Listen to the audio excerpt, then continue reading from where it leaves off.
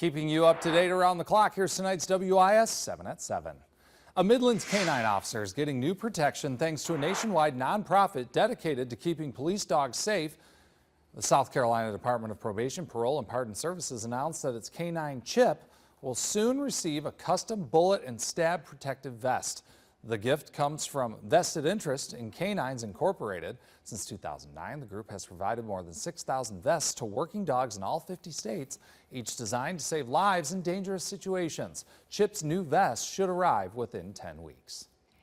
Well, demolition began yesterday on Richland School District 1's Early Learning Center. The R1 school board voted in February to terminate all contracts associated with the center. And construction for the $31 million project was paused last year after the district did not obtain proper permits to build. The project has also been the center of several lawsuits and insurance claims. District leaders say it will take about 2 to 3 weeks to finish the demolition, and currently there are no finalized plans for what's next for the site. In the state, more than 6,000 individuals are currently on the wait list for disability housing. But recent state and federal budget cuts have resulted in significant funding shortages. Well, those have added to the problem. Osprey Village, based in Beaufort County, plans to help build 160 homes to help address this urgent need. But advocates emphasize the demand far exceeds the available supply. A state lawmaker is pushing for South Carolina to have a maritime academy. State Representative Tom Hartnett says it's a need for expanding the industry, saying academies are producing around 1,500 officers each year, while the industry's demand for officers is about 1,800 per year. The U.S. Department of Transportation listed 6 states that currently have the academies, and that's New York, Texas, California, Maine, Michigan, and Massachusetts.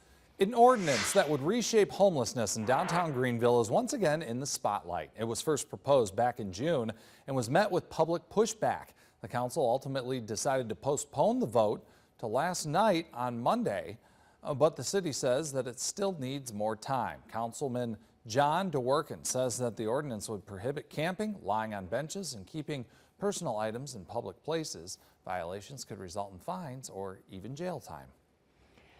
The South Carolina State Fair just 2 months away, and discount tickets are only a click away. Starting on Monday, August 25th, you can get the lowest prices of the season.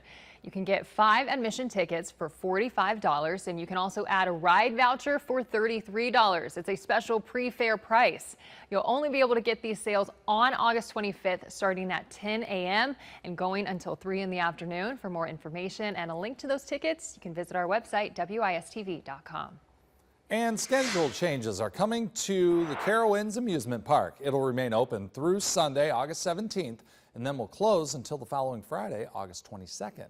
Plus, this fall is the 25th anniversary of Scarowinds, and they're bringing Hollywood to the park, featuring a new hunting attraction from the Conjuring universe. For more information and tickets and other details, you can head to our website, wistv.com. That's all for tonight's 7 at 7. And at some point, I'm going to have to get to Carowinds. How do you feel about kind of the scary vibe with it? You know, I've back in the Midwest, there's a park called Cedar Point, which I believe is part of the Carowinds family, and they have Hollow Weekends, same type of theme. Yeah. And I've done that before, and it's like, you know, these roller coasters, they don't need to get any more scary than they are. I mean, like, that's true. It's kind of an adrenaline. You can't get away from it. Yeah. But very neat. So if you're into that, I mean, The Conjuring is scary in and of itself, but maybe that's what you do on the Halloween, that is. But stay with us, more Prime Time after the break.